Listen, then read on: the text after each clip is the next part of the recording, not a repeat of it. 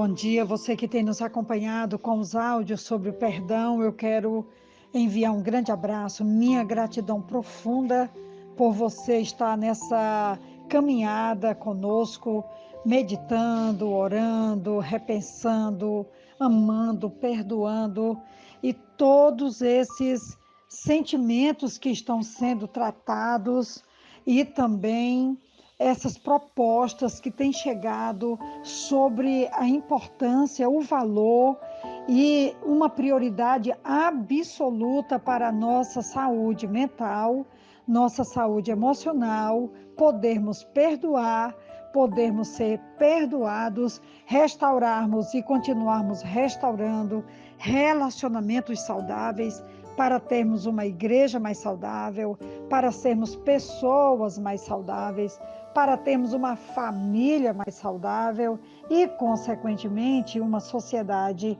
muito mais saudável. Eu quero me solidarizar contigo nesse alto compromisso prioritário que é dar e receber o perdão e podermos viver a liberdade dos filhos de Deus, como temos ensinado aqui, como temos defendido e como temos trazido essa proposta de que vale a pena perdoar. Hoje, pensando sobre esse tema, eu estive pensando então quando Pedro, né? Nós sabemos que Pedro errou feio, como a gente costuma dizer, ele falhou, ele negou, ele se amedrontou e ele passou por todos aqueles vexames ali quando Jesus foi preso, e nós queremos hoje trazer à existência essas memórias, essa narrativa de que Pedro passou por esse vexame e que Jesus o contemplou de uma forma generosa, de uma forma extraordinária.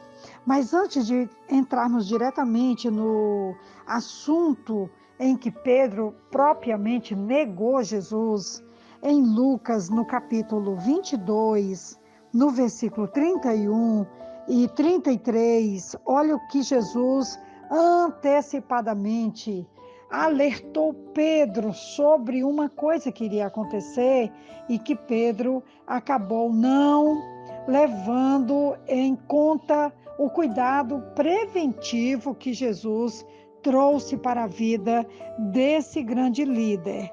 Diz assim Lucas 22, 31 e 32.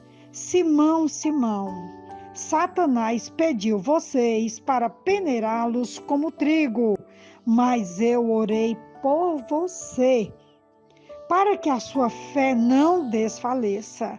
E quando você se converter, fortaleça os seus irmãos. Mas ele respondeu: estou pronto para ir contigo para a prisão e para a morte. Versículo 34, respondeu Jesus: eu lhe digo, Pedro, que antes que o galo cante hoje, 3 vezes você negará que me conhece. Destaque aqui para o momento em que Jesus diz no versículo 32, mas eu orei por você, para que a sua fé não desfaleça. E quando você se converter, fortaleça os seus irmãos. Jesus tem orado particularmente por cada um de nós, para que não desfaleçamos quando Satanás nos peneira, quando Satanás nos tenta, nos ataca. A Bíblia diz que Jesus tem sido nosso advogado diante do Pai. E hoje eu quero trazer essa palavra de fortalecimento, que você não está sozinho. Mesmo nos ataques mais terríveis de Satanás, o nosso bom Jesus continua intercedendo e lutando por nós, como ele disse que estava orando e lutando, intercedendo por Pedro.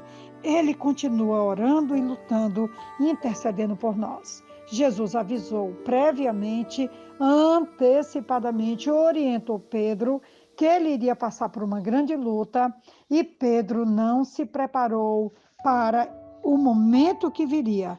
Ele até disse que estava pronto a ir com Jesus até a prisão e também para a morte.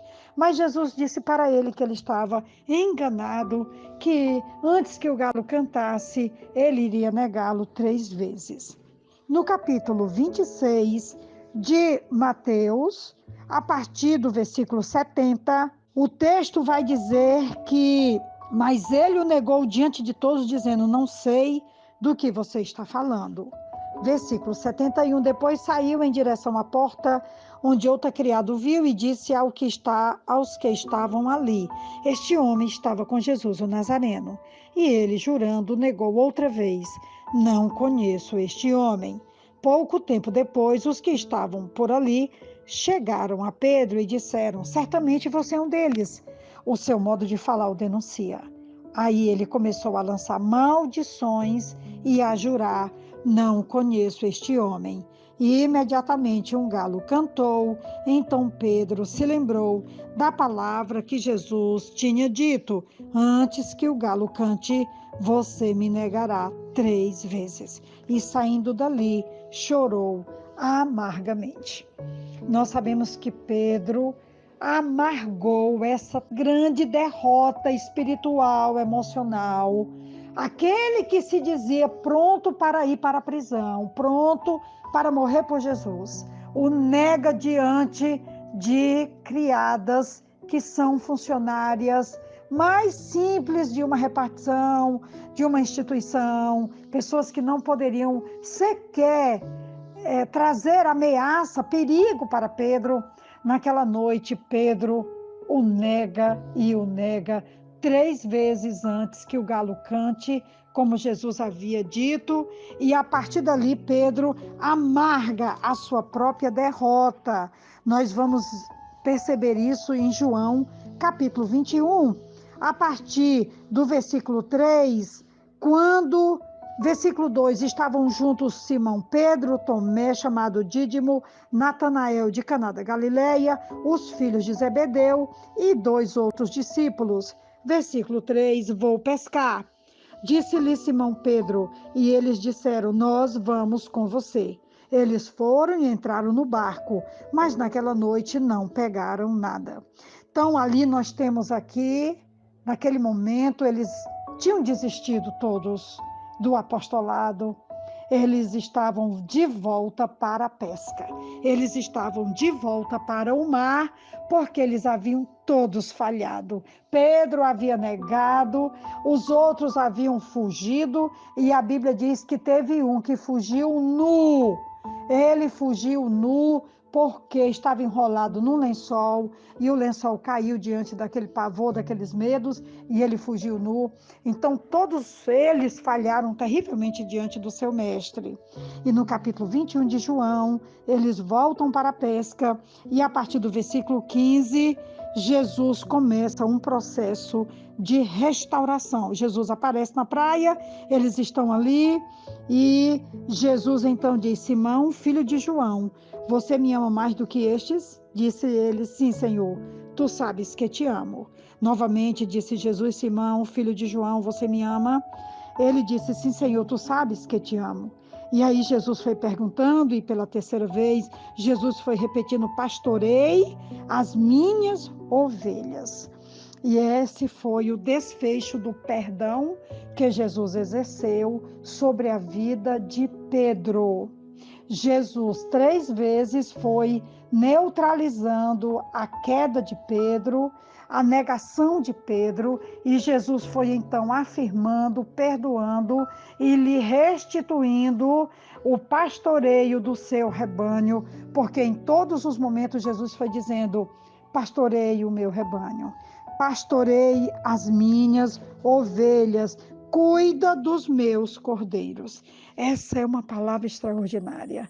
Alguém que falhou terrivelmente contra o seu mestre, contra o seu discipulador, contra o seu Senhor, agora é perdoado e recebe dele a maravilhosa missão de pastorear, de cuidar, de abençoar e de cuidar do rebanho do Senhor. Que palavra maravilhosa. Essa é, pois, a reflexão de hoje. Vale a pena confiar em Jesus e receber o seu perdão e continuar firme na vida cristã. Que Deus nos abençoe.